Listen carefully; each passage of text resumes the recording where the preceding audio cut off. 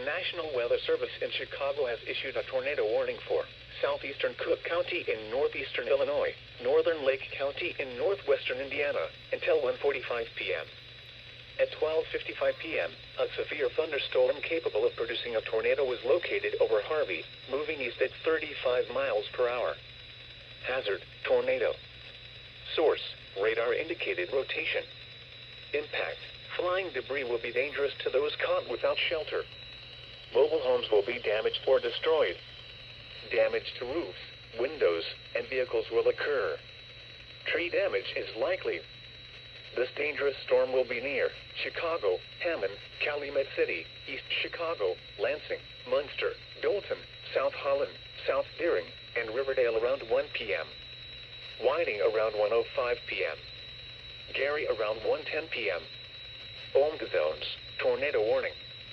10 and 12. Take cover now. Move to a basement or an interior room on the lowest floor of a sturdy building. Avoid windows.